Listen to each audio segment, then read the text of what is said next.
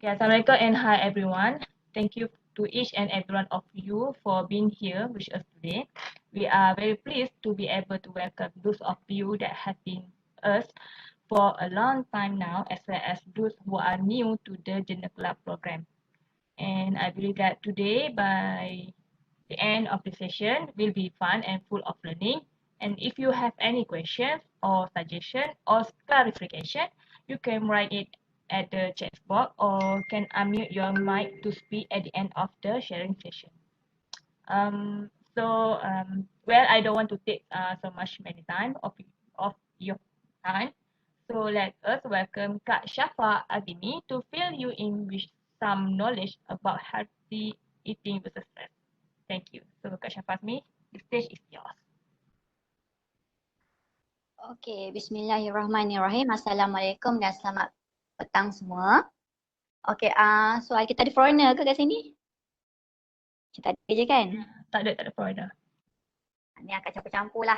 Okey. So, thank you for inviting me to this sharing some knowledge on healthy eating versus stress. Okay, untuk kita punya coffee talk petang ni. Just a simple message. Alright, so every one of you dah buat ke DAS tadi? Boleh buka mic, boleh share. Dah. Semua dah buat ke? Ada yang belum buat lagi? Dah buat. Dah buat, dapat apa? Dapat result apa? Normal? Mild? Moderate? Normal. Normal.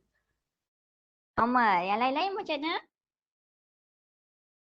Unfortunately, I'm the my one for the depression and stress, and anxiety is the moderate. Okay. So, lagi yang lain? Kena call ni. Okay, Atira. Anxiety mild, stress moderate, depression normal. Depression moderate. Okay. Next. Ada lagi yang nak share? Tak ada. Okay, basically untuk yang untuk kita lah. Untuk kita yang mana skornya daripada dapat severe ataupun extremely severe, normally kita akan refer kepada psikologis lah untuk dapatkan treatment. Okay, untuk dapatkan counselling. Okay, untuk yang normal, mild, moderate, untuk depression, anxiety and stress ni, kita biasa kita tangani ada consultation, just a brief consultation sajalah. Okay. So yang tadi siapa cakap yang ada moderate, tu kena take note lah, kena aware sikit. Daripada moderate tu maybe kita boleh jawab kalau kita ada banyak lagi problems ataupun banyak lagi stress event yang kita hadapi, dia akan menyebabkan jadi severe ataupun extremely severe. Alright. Okay, so nutrition. Okay, so nutrition trend in nutrition scene in Malaysia, okay. So poor dietary practice daripada 1970 until now, okay, until now kita punya dietary practice kita makin lama makin berkembang, makin banyak makanan baru, okay. Yang kalau start daripada dulu lagi kita ada lack of supportive environment for healthy eating. Okay, and then kita masuk pula kepada food culture. Apa sekarang ni food culture kita? Makan banyak yang boleh, sebanyak mana yang boleh. Tu food culture. So banyak makanan-makanan hipster sekarang ni dah ada dekat pasaran kan. So banyak kedai-kedai hipster. So itu dah masuk dalam kategori food culture lah. And then new phenomena of food intake. So kebanyakan kita sekarang ni suka ambil sugary food, fat food, okay, sebab makanan-makanan ni dia macam dia boleh menyebabkan kita nak makan lagi banyak. Okay, nanti saya cerita macam mana makanan tersebut boleh menyebabkan kita nak makan lagi banyak. Okay, so ini yang menyebabkan triple burden of malnutrition. Okay, dalam satu rumah tu ada pelbagai jenis penyakit daripada ibu bapa sampailah ke anak, sampailah ke warga emas. Okay. So sekarang ni kita memang kena get ready lah kena ambil pelbagai inisiatif untuk menangani masalah malnutrition ni. Okay, dalam kalangan rakyat Malaysia lah, seumur Malaysia ni.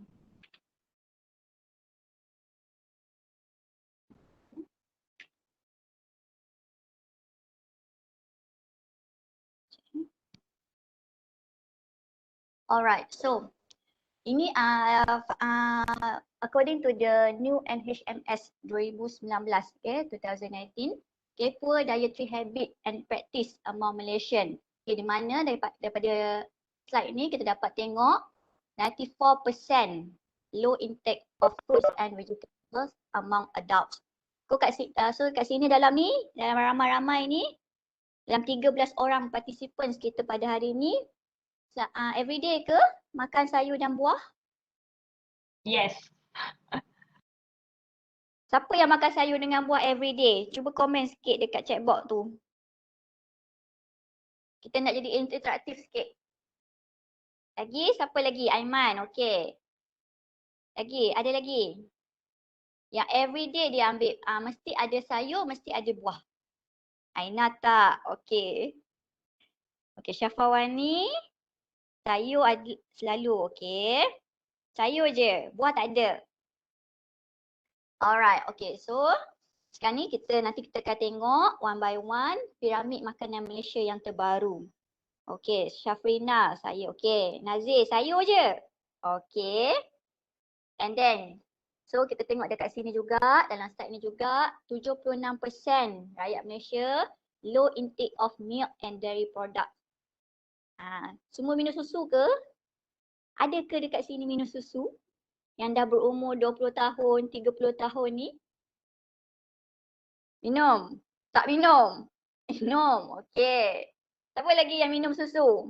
Every day dia akan minum susu. Tak pagi, malam. 1 to 2 servings. Mesti minum susu. Okay. And then kita tengok juga dalam kalangan students. Okay, dalam kalangan student kita. 1 in 3 student in Malaysia ambil minuman berkarbonat at least once daily. Ada lactose intolerance. Okay, itu exception lah. Tapi boleh ambil soya. Okay. Alright, okay. So 36% dalam student di Malaysia akan ambil minuman berkarbonat ataupun soft drinks at least once daily. So dia nak manis-manis, minuman manis-manis. Alright. Okay. Sama juga sodium intake. Okay, sodium intake among adults pun lebih daripada 2000 mg per day. So 1 in 2 adults high intake of sodium. So makan makanan manis. Soya bagus ke untuk lelaki? Soya boleh minum, tapi janganlah terlampau banyak. 1 hari 1 serving. Okay.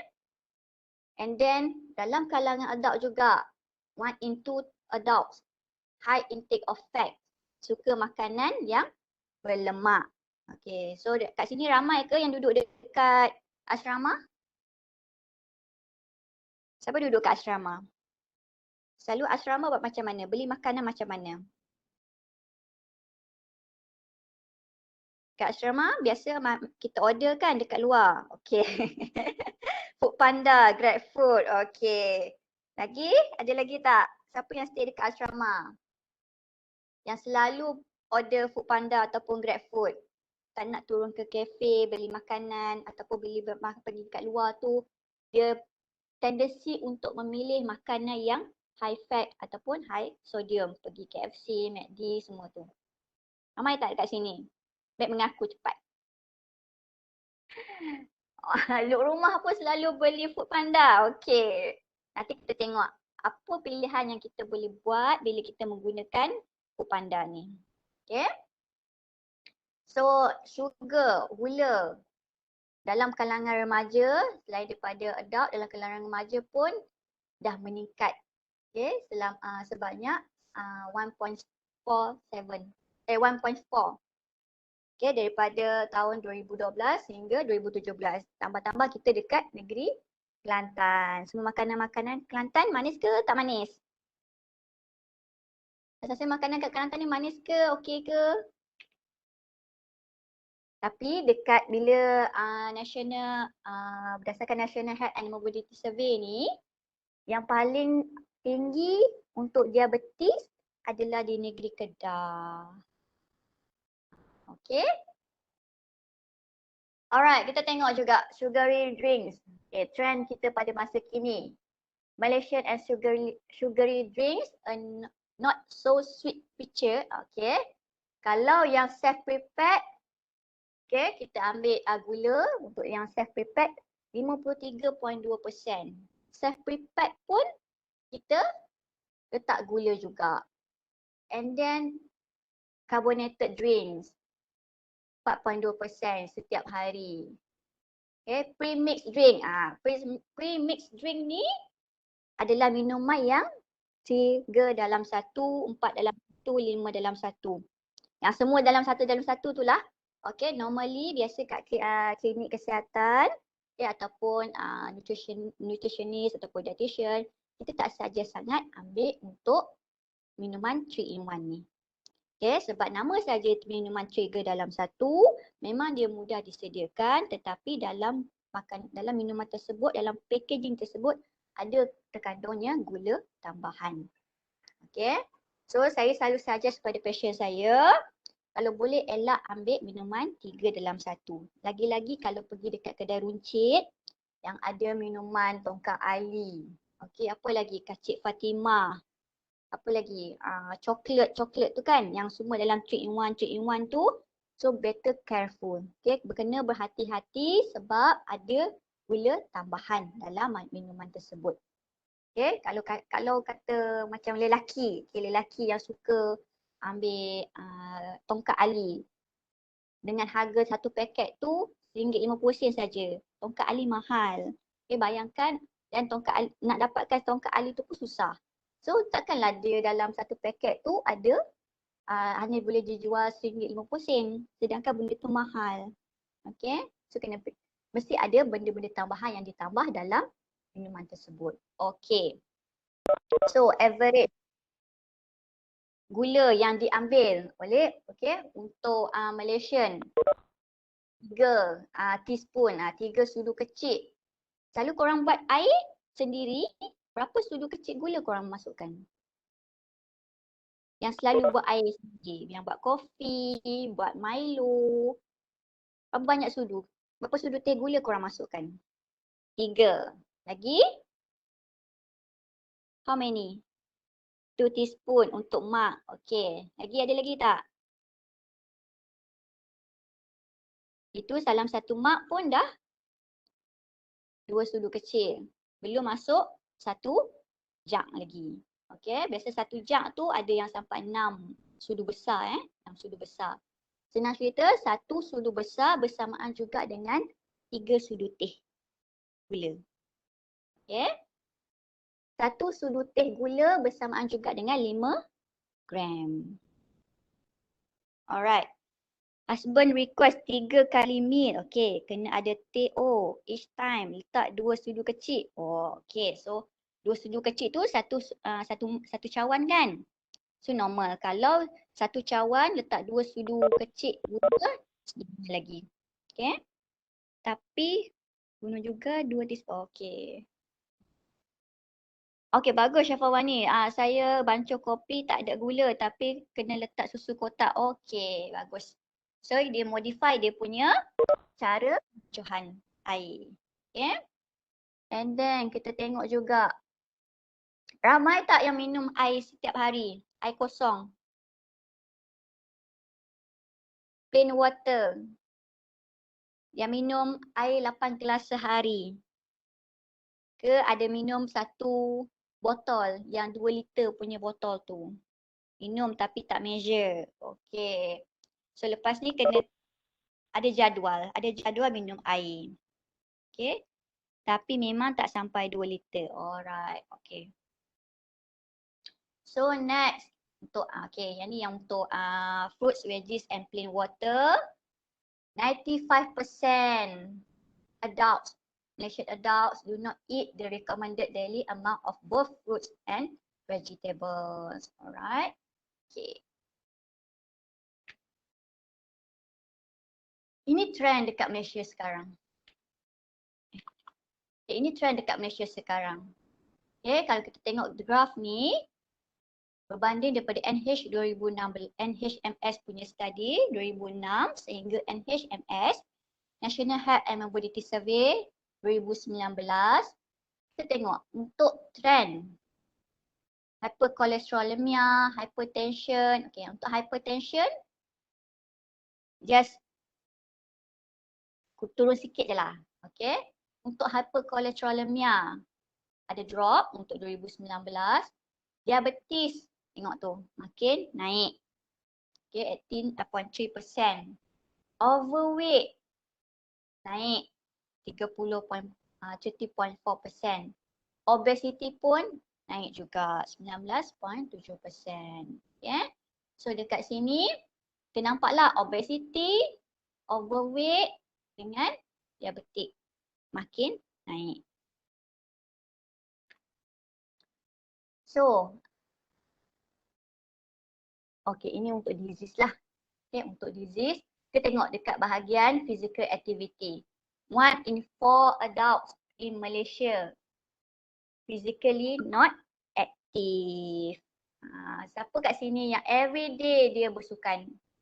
Everyday dia ada buat activity, physical activity. Everyday dia jogging, yang duduk asrama tu dia pusing USM ni. Ada tak? Ke sejak PKP ni semua dah duduk rumah, duduk bilik, duduk rumah, tak keluar langsung, tak ada buat aktiviti fizikal. Ada tak? Ke semua buat? Tak ada buat? Buat sikit-sikit. Lagi? Siapa lagi? Petang-petang saja. Okey, main badminton weekend. Ada lagi? So dekat sini kita tengok 39% students tak aktif. Okay, saya baru nak start active lifestyle. Okey, kadang-kadang naik basikal. Okey, physical activity ni adalah aktiviti yang kita lakukan yang boleh menyebabkan kita punya degupan jantung bergerak laju. Okey, kalau kata kita buat aktiviti fizikal tapi jalan tak sampai 20 minit kita berhenti. Jalan tak sampai 10 minit kita berhenti, itu tidak dinamakan aktiviti fizikal. Okey, aktiviti fizikal ni mestilah yang berulang-ulang. Okey, berulang-ulang yang boleh menyebabkan kita keluar peluh dan juga degupan jantung kita bergerak laju. Okey, dinamakan aktiviti fizikal. Contohnya macam kat sini kita tengok naik tangga, climbing stairs. Okey, taking short walks. Macam ni, siapa dekat sini yang pergi dekat PPSK tu pergi parking kereta jauh? Ke kalau boleh nak parking kereta tu parking depan tangga? Ada dekat sini. Yang memang kalau boleh dia nak parking terus dalam tangga tu. Kalau boleh nak parking terus dekat dalam mulak tu tak apa.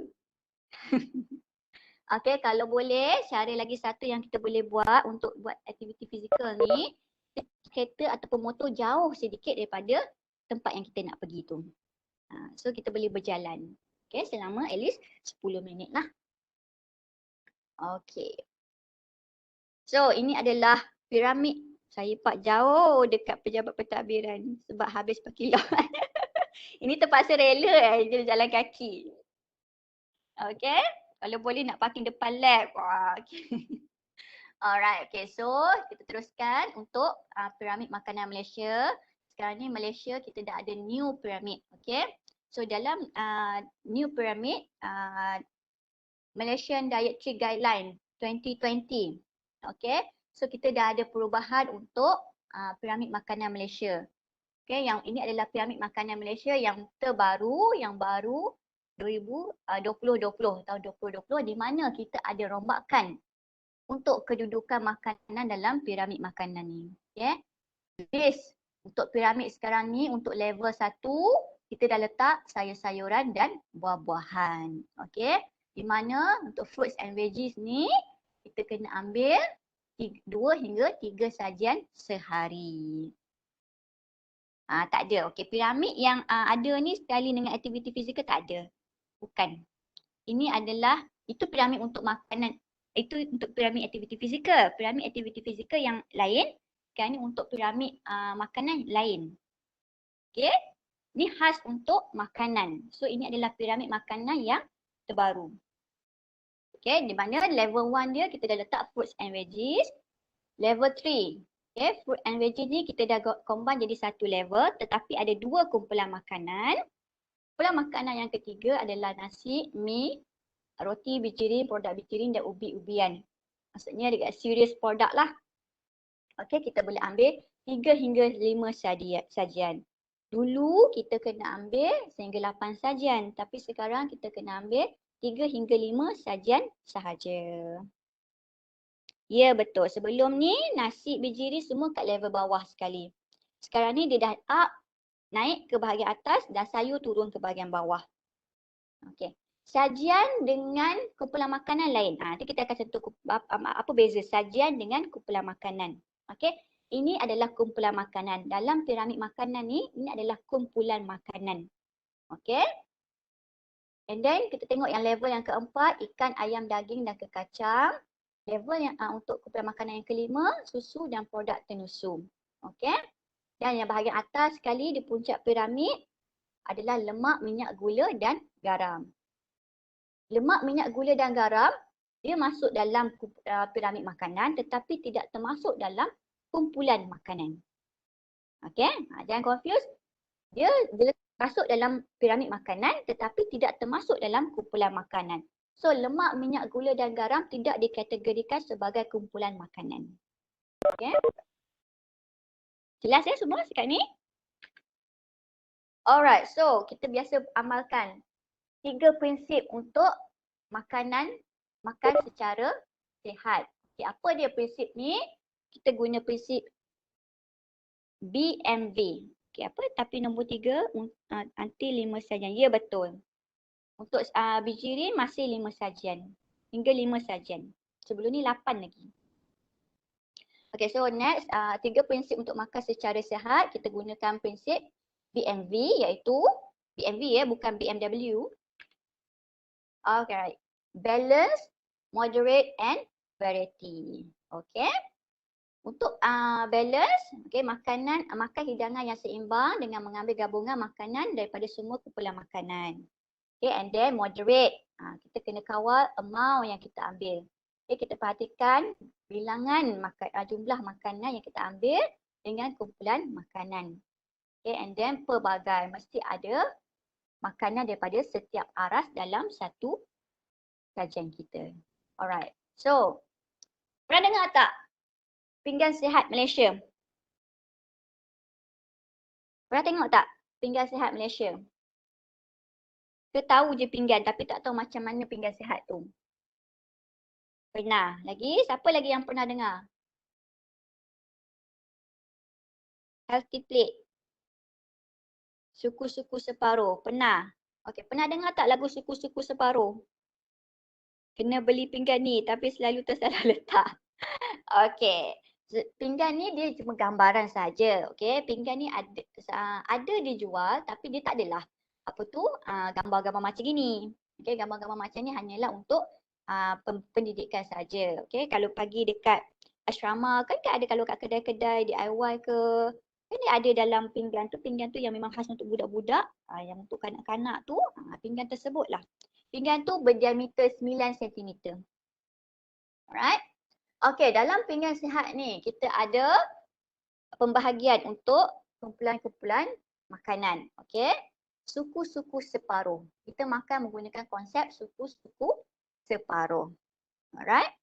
Okey, so suku yang pertama diletakkan nasi, mi, roti, bijirin, produk bijirin dan ubian. Berapa banyak kita nak makan? 1 genggaman. 1 penumbuk dalam, bukan luar ya. 1 penumbuk dalam, bukan penumbuk yang luar. Okey, 1 genggaman tu di dalam, bukan di luar. Kalau tangan orang tu besar, janganlah ambil yang kat luar tu. Kita ambil dia bahagian dalam. Alright.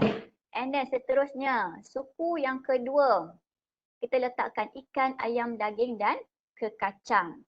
Besar mana? Sebesar tapak tangan. Ni bahagian ni. bahagian tapak tangan kita ni.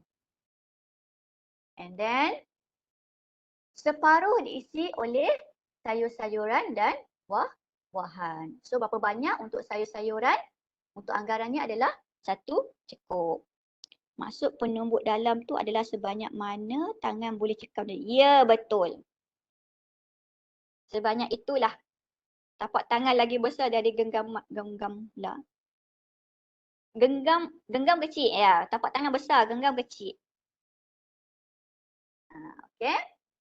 And then makan sederhana dan mengikut keperluan kalori harian. Okay.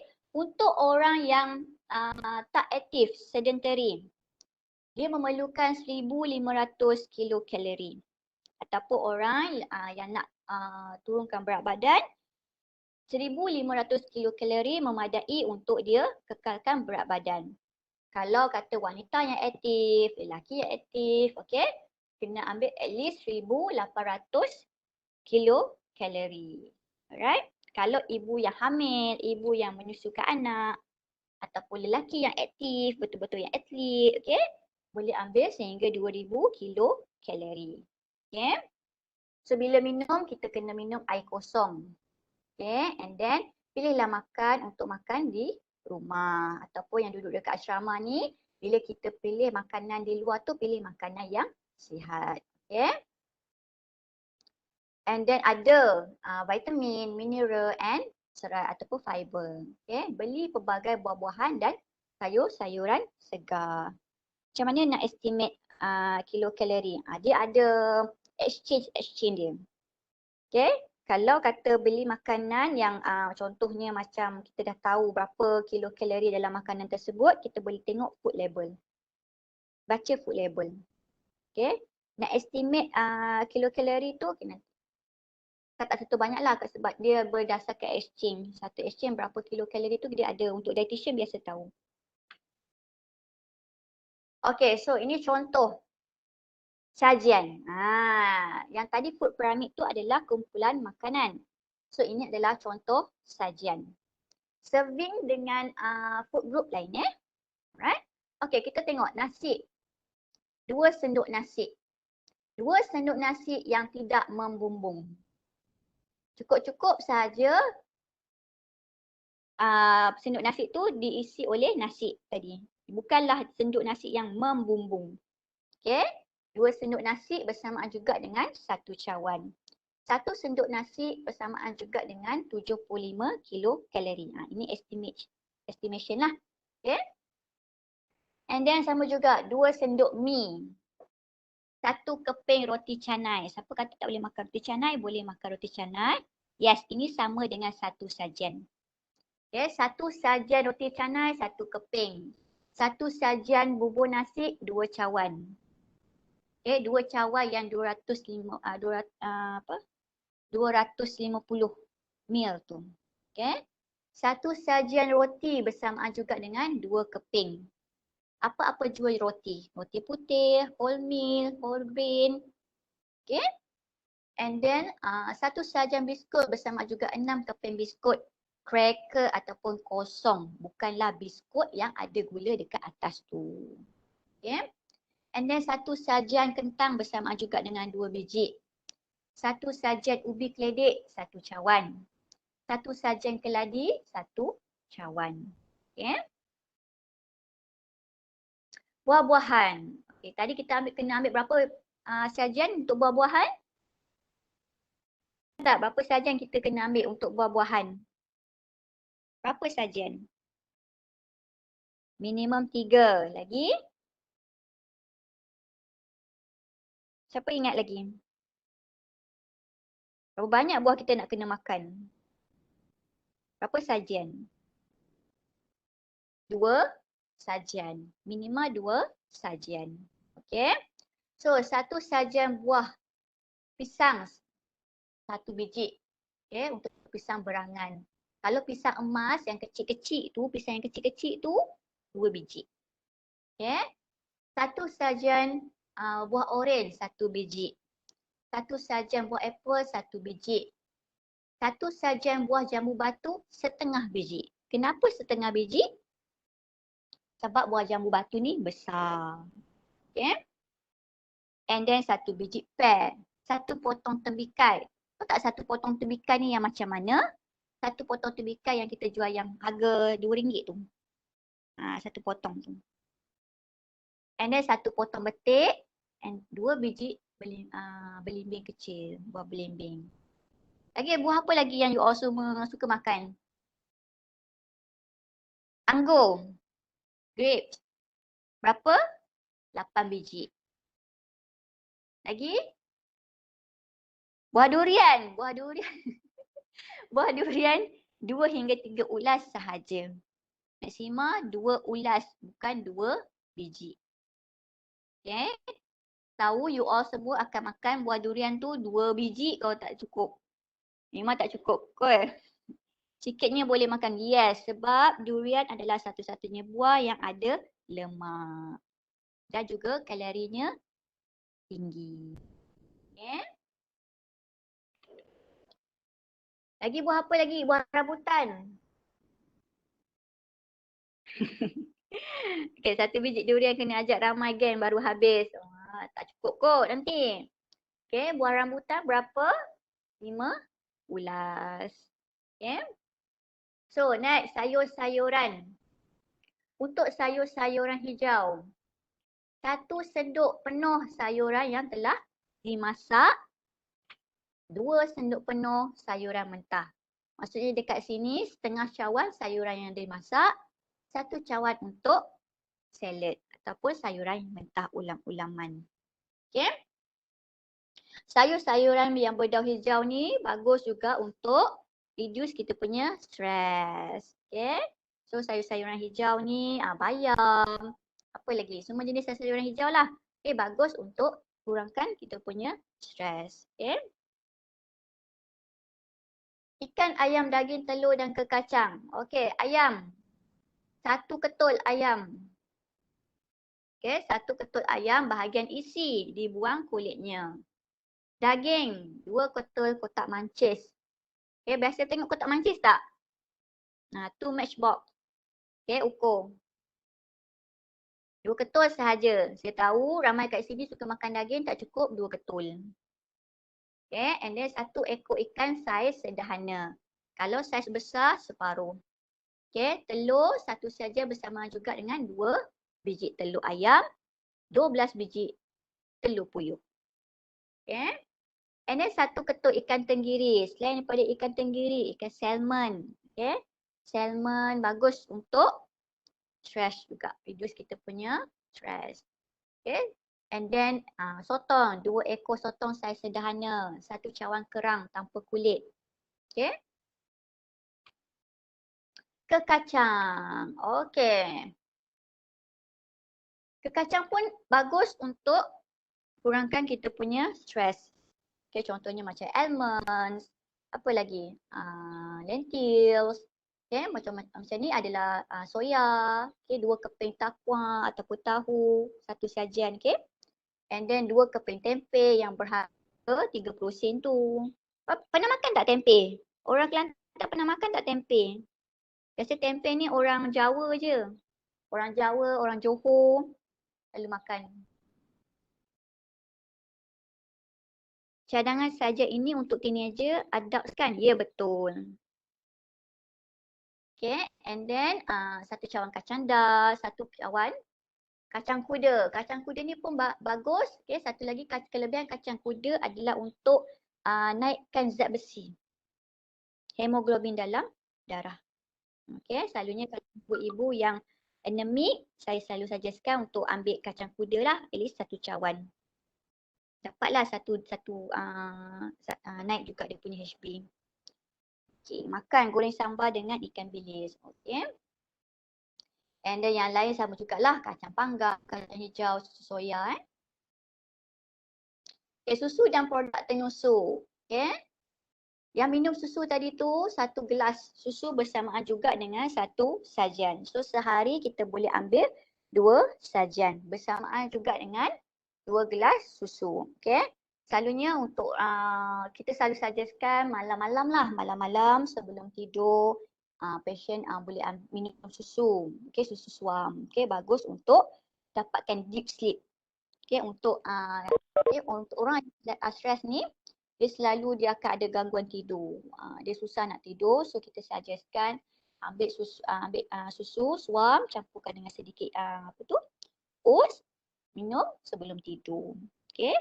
Sebab dia bagus untuk merembeskan ada hormon yang boleh menyebabkan kita tidur dengan lebih lena. So kurangkan kita punya stres. Okay. And then 1 keping keju, okay, 1 cawan yogurt. Yogurt ni biasa kita ambil yang low fat yogurt low fat yogurt. And then kalau yang nak kurangkan berat badan, kita boleh advise untuk buat overnight oats. Okay, letakkan dengan yogurt, letakkan dengan oats. Kalau oats tu elakkanlah oats yang ready to eat tu, yang kena masak tu kita galakkan sangat. Okay, ataupun oats yang 3 dalam 1 pun kita tak galakkan. Kita biasa suggest untuk roll oat. Roll oat ni serat dia lagi banyak, dia lagi tinggi berbanding dengan oats yang dah diproses tu. Okay, so biasa kita selalu suggestkan untuk letak roll oat and then fruits, okay, apa-apa juga fruits lah. Apa buah-buahan yang you all suka, okay. And then kita letak yogurt, ambil yang low fat yogurt. Susu plus oat, okay. Roll oat kena masak ke tak payah masak. Kalau untuk buat overnight oat tak payah masak. Biasa kita akan buat, kita letak susu, kita letak oats, kita potong buah, kita masukkan dalam satu bekas, kita letak dalam peti ais selama 1 malam. And then besok pagi boleh makan. Okey, ini gambaran contoh pinggan sihat So kat sini ramai yang suka makan dekat luar, okay, beli makanan dekat kafe ataupun order makanan ataupun masak sendiri. Ini contoh pembahagian pinggan sihat. Okay, kita bahagikan untuk nasi lemak.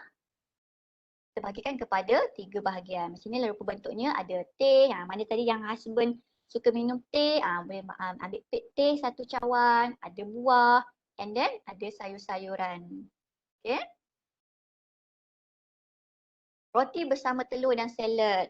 Okay, 2 keping roti bersama 1 sajian.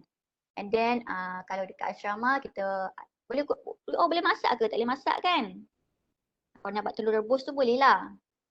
And then sayur-sayuran. Sayur-sayur ni biasa kita beli sayur yang kita boleh makan raw. Okay, macam timun, salad, tomato dan juga air susu lah. Bihun sup, bila dia masukkan dalam mangkuk dah jadi macam ni. Bila diasingkan dalam pinggan, rupa bentuknya macam okay. Nasi campur, pergi makan dekat, beli makanan kat luar tu kan. So separuh adalah sayur-sayuran dan buah-buahan. Suku adalah untuk nasi. Nasi apa tadi? 2 sendok nasi. Ikan 1 ekor. Air kosong. Sama juga nasi ayam. Sebenarnya nasi ayam tu adalah satu hidangan yang lengkap. Cumanya bila kita beli makan nasi ayam tu, sayurnya kurang. Tapi dia adalah satu hidangan yang lengkap. Okay, di mana dia ada sayur, dia ada sumber protein, dia ada karbohidrat. Okay, cuma kurangnya adalah sayur. Sayur pun, salad pun 1-2 je. Kan, betul. Patut. And then timun pun potong. Okay, tak cukup lah. Okay.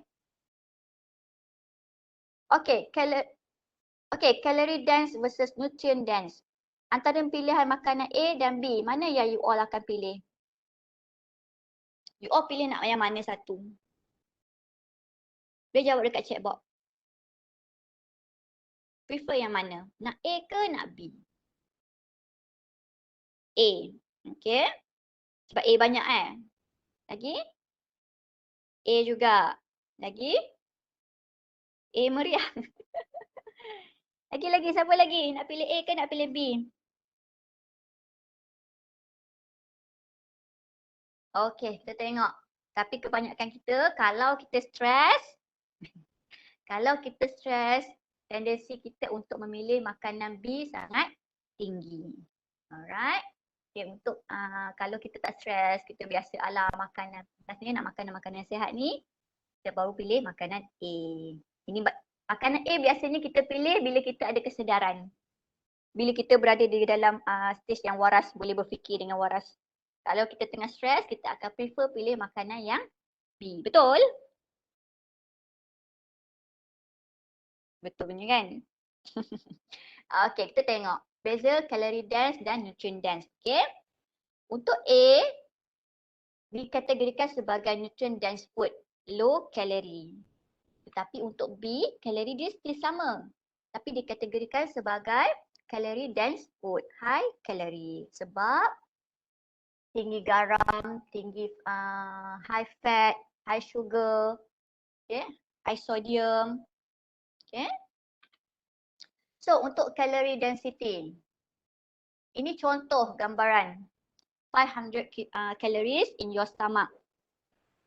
Untuk all, untuk cheese, nuts, butter, potatoes, rice and bean, lean meat and fish, and fruits and veggies. Kalori dia tetap sama, tetapi bila masuk dalam perut kita, inilah rupanya.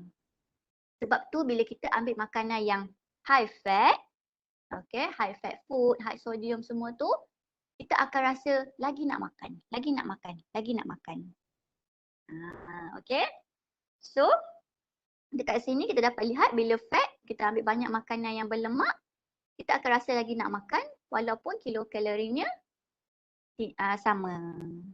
Okay, kilokalorinya sama tetapi rasa fullness tu kurang berbanding dengan kita ambil fruits and veggies yang high fiber. Right, boleh faham? So kalau kita nak maintain weight, kita nak kekalkan berat badan kita nak kehidupan badan kita sihat, perlunya kita ambil makanan yang tinggi fiber. Okay, supaya kita rasa kenyang lebih lama dan kurang mengambil makanan yang lain. Tabiat makan. So ni masih tengah-tengah stres, masih PKP ni kan. So saya kat sini saya boleh sharekan ada 4 tabiat makan. Okay, yang kita boleh ambil tahu, boleh ubah. Okay, first, masa pengambilan makanan. Yang kedua, sedikit tetapi kerap, eat frequently. Ketiga, pengunyahan makanan. Berapa banyak kita selalu nak kunyah makanan ni. Dan juga pengambilan air kosong. Masa pengambilan makanan. Sarapan pagi, seawal 7 pagi. Okay, breakfast at 7 AM, minum pagi, morning tea, 10 AM, lunch at 1, minum petang, afternoon tea, 3:30 PM, makan malam seawal 6 petang, 6 PM for dinner, and then minum malam, supper, seawal 9 malam, 9 PM. Okay. Elakkan makan makanan berat 2 jam sebelum tidur. Okay. So elakkan makanan berat macam contohnya burger. Tengah-tengah malam nak makan burger, lepas makan burger you all tidur, elakkan. Okay, kena ambil makanan berat 2 jam sebelum tidur. Okay. Kita tengok. Ni study adalah study okay, yang menunjukkan kesan kadar makanan yang perlahan terhadap kelaparan dan kekenyangan. Okay, so kita kena makan secara perlahan juga. Okay, makan secara perlahan akan meningkatkan kekenyangan. Okay, peserta yang mengambil masa 30 minit untuk menghabiskan makanan berasa lebih kenyang berbanding dengan mereka yang mengambil masa 5 minit. So makan dengan tenang. Jangan makan tergesa-gesa. Okay. Lalu orang stres ni nak makan cepat kan? Itu yang menyebabkan ada gangguan kepada metabolisme dalam tubuh badannya. Okay, makan sedikit tetapi kerap. Makan sedikit tetapi kerap akan membantu meningkatkan kualiti diet dan mengawal berat badan. Lebih mengenyangkan dan penyerapan nutrien akan jadi lebih berkesan. Okay, pengunyahan makanan. You kira tak berapa banyak you kunyah makanan sekali makan? Kira tak? Ke tak kira? Nak cepat aja. Okay, kalau ikut sunnah at least 40 kali. Betul tak? Ada tak ustaz dekat sini?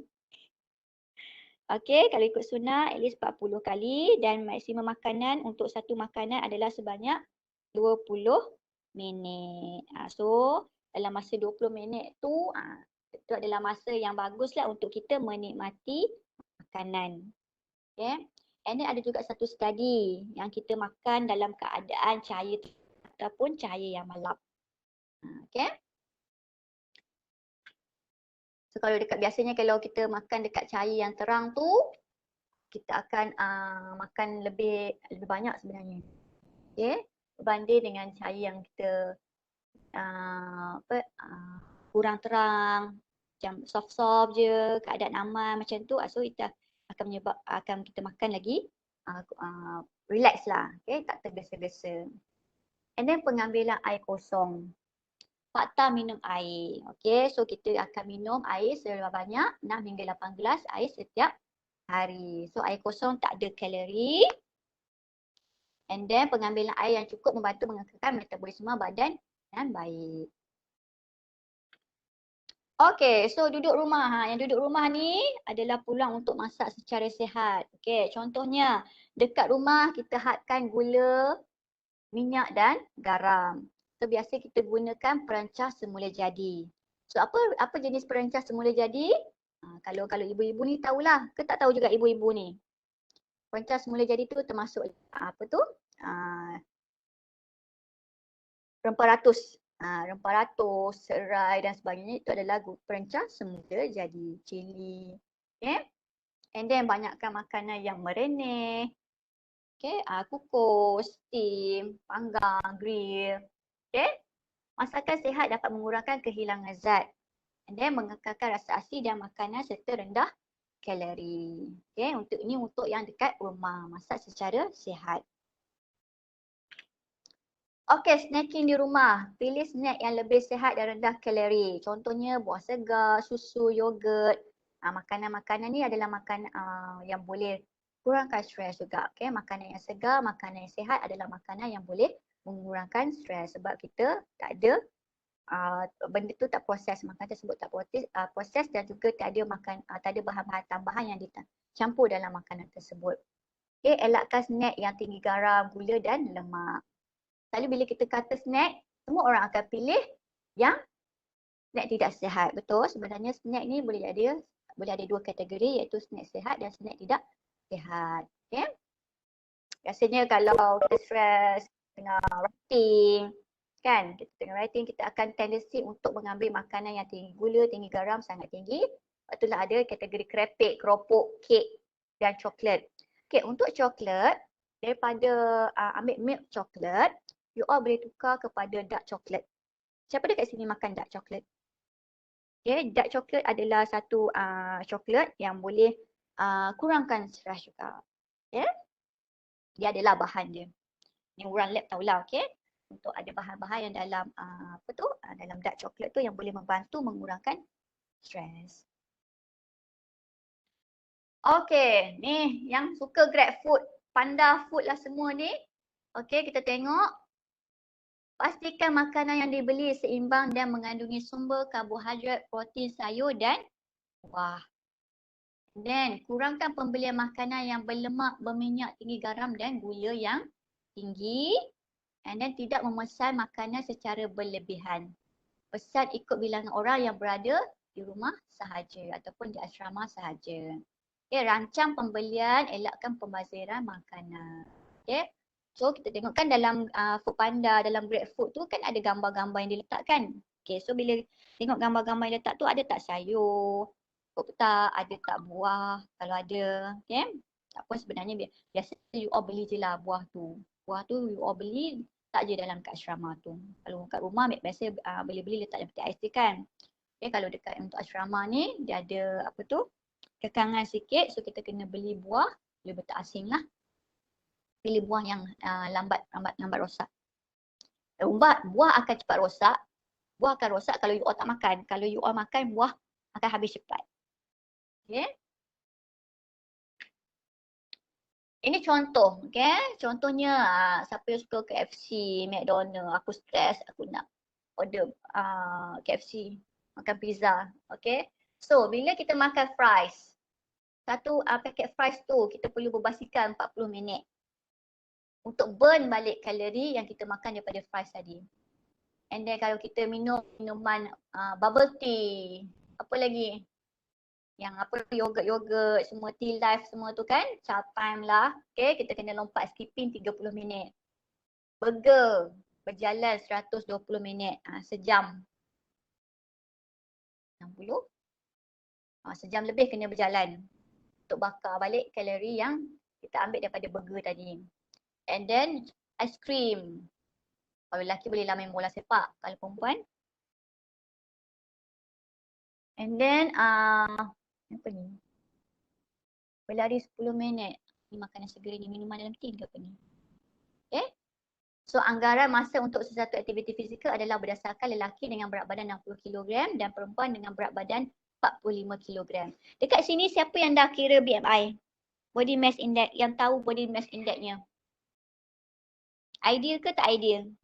Berapa orang yang dah pernah kira? Jawab kat chat box. Tahu tak dia punya BMI berapa? Normal? Overweight? Obese? Tahu kira tak? Okey, kalau tak tahu, saya ajar cara kira paling senang menggunakan handphone sahaja. Okey, pergi dekat bahagian kalkulator tu. Masukkan berat. Okey, masukkan berat. Bahagi dengan tinggi, bahagi dengan tinggi. Bahagi ke darab. Cuba kira, kalau tahu tinggi, kira sekarang.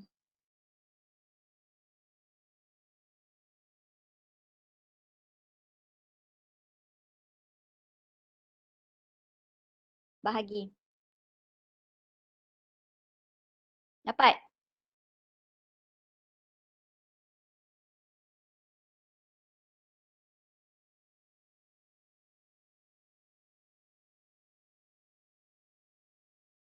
Berat bahagi dengan tinggi, bahagi dengan tinggi dalam meter. Contohnya kalau berat, akak ni sebenarnya underweight. Okay. So contohnya macam berat akak 35.7 bahagi dengan tinggi 1.56 bahagi lagi dengan tinggi 1.56. So dapatlah saya punya BMI. Jangan tanya kenapa berat susah, berat tak naik-naik. Saya punya berat memang tak pernah cecah 40 kilo sepanjang hidup. Sepanjang hidup. Okay. So dapat berapa orang yang normal? Berapa orang yang overweight? Berapa orang yang obese? Kalau ikut Asia, BMI yang lebih daripada 23 dah dikategorikan sebagai overweight. Itu untuk Asia punya cut-off point. Aina 20.2, okey normal lagi. Lagi siapa lagi? Berapa BMI-nya? Siapa dah kira? Siapa yang selalu timbang berat, ukur tinggi? Tinggi sekarang dah tak berubah. Bila kita dah capai umur akhir balik, tinggi kita tak berubah. Lagi? Ada lagi tak? Aina seorang je. Yang lain normal ke tak ni? Ke overweight?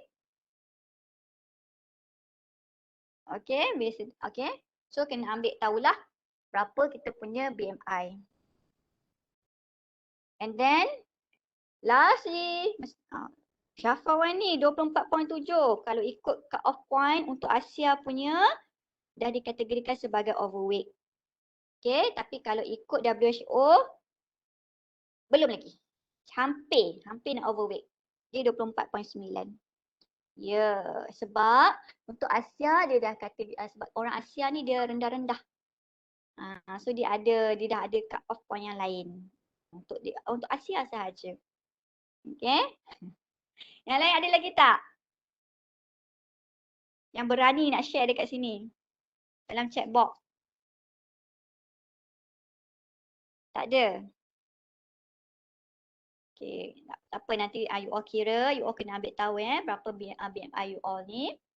Sebab nanti kita boleh kawal kita punya pemakanan.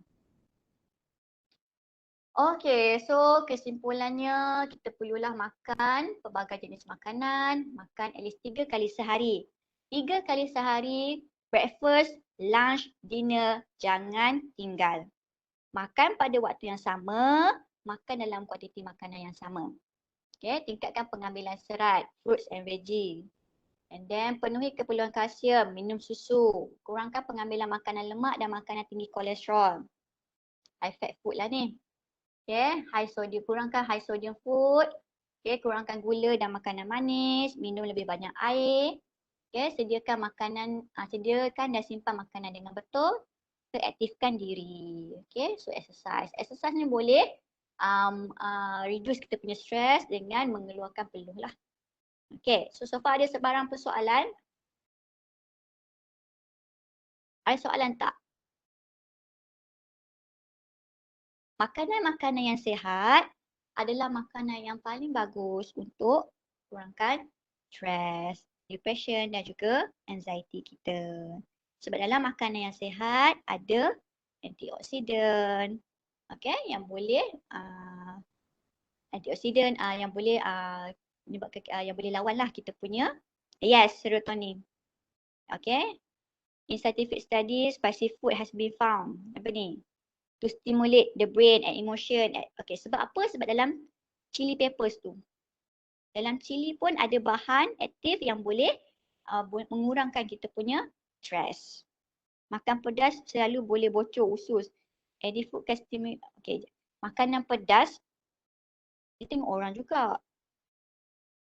Ada lagi yang makanan yang untuk yang any food yang can stimulate serotonin hormone tu. Yang macam akak sebut tadi tu. Semua yang macam almonds, okay, almonds, dark chocolate, sayur-sayuran hijau, oats. Itu semua makanan yang boleh untuk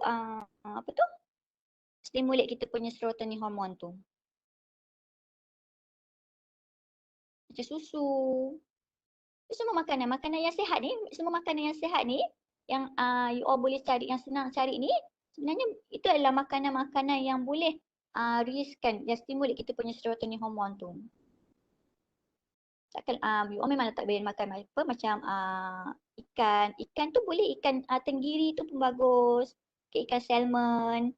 Okay, tapi kalau dekat yang student biasa ambil yang makan ni macam oats, dark chocolate, berries.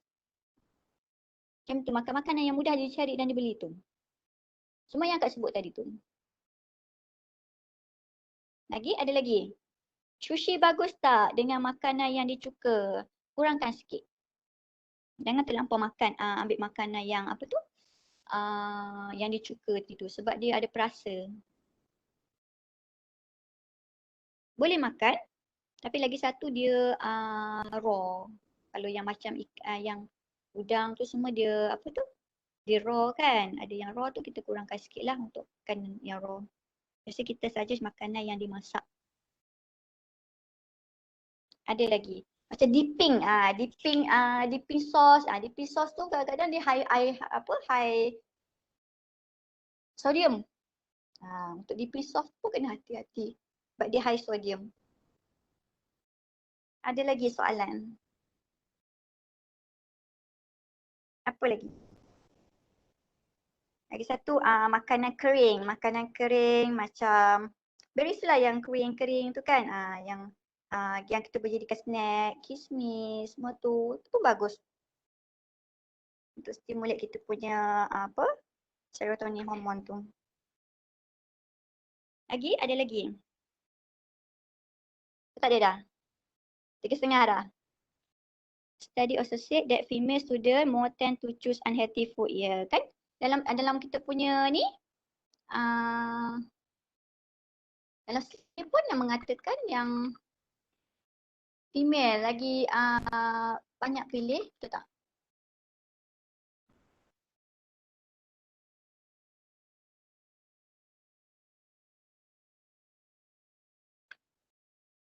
Tak ada dekat sini. Orang perempuan, yes. Orang perempuan pun. Lagi satu sebab faktor hormon. Dalam badan perempuan ni kita ada hormon. Itu yang menyebabkan kita tendensi untuk pilih makanan yang kurang sihat berbanding dengan student lelaki. Sebab dalam perempuan kita ada hormon. Hormon perempuan tu? Yang estrogen. Okay. So hormon tu yang akan bila kita stres dia akan berganggu kita punya yang biasa hormon tadi tu. Sebab tu dia akan menyebabkan kita nak makan lagi banyak. Informatif sangat, boleh share ni? Boleh, nanti Kak sharekan. Ada lagi? Sebab kadang yang ni adalah basic ya. Ini ada apa yang Kak share hari ni adalah yang basic. Contohnya memang kita selalu kalau dekat sekolah, pergi dekat sekolah untuk talk dekat sekolah, talk dekat cikgu-cikgu sekolah pun kita akan bagi yang apa basic slide ni. Yang penting BMV ni, balance, moderate and variety. Okay. Sebab sekarang kita memang sangat tekankan untuk suku-suku separuh dan juga ambil banyak buah-buahan dan sayur-sayuran. Okay, sebab dekat sekarang dekat Malaysia kanak-kanak kita sangat kurang makan sayur dan buah sebabnya mak ayah tak makan sayur dan buah. So dia akan ikut apa yang mak ayah makan. Kan anak-anak kita ni akan jadi, ibu ayah ni akan jadi model kepada anak-anak. If mak ayah tak makan sayur dan buah, anak-anak pun akan turut tak makan sayur dan buah sebab tak ada buah dan sayur yang dihidangkan dekat atas meja ketika di rumah. Even kalau kita pergi dekat sekolah pun, kita tanya kenapa tak makan sayur, kenapa tak makan buah. Sebab mak ayah saya tak makan sayur, tak makan buah. Sama juga, kenapa tak ambil breakfast? Oh, mak saya tak sempat nak masak pagi. Okay. Ada lagi soalan? So, apa yang kita, kalau kita, sekarang you all semua student kan? You all semua student, you all fokus untuk study, okay? Nanti you all kena amalkan, dah start kena amalkan pemakan nasihat ni supaya nanti bila you all yang belum berkeluarga lagi, yang bila you all dah akan berkeluarga, okay, dah ada anak-anak kecil, you all akan jadi model kepada anak-anak you all. Okay, so kita nak tingkatkan pengambilan sayur-sayuran dan buah-buahan. Ada lagi? Ada juga orang tanya, dia tak makan sayur. Adalah serta-serta sayur kan masyarakat. Masyarakat pun ada juga serta sayur akak tak makan. Okay, sebabnya ada kejadian bila kita nak first try untuk makan sayur tersebut, sayur tu pahit.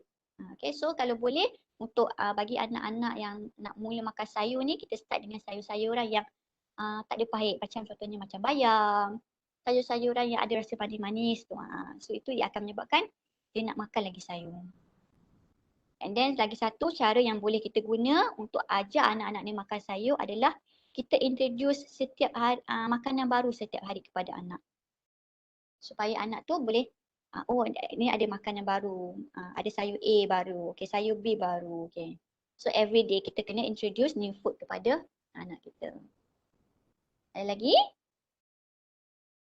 Ada soalan lagi tak? Tak ada? Okay, so kalau tak ada dah. Alright, okay, so dah 3:30 ni. Okay, so that's all from me. So if ada sebarang soalan ke pertanyaan berkenaan dengan pemakanan, boleh tanyalah. Alright, okay, thank you.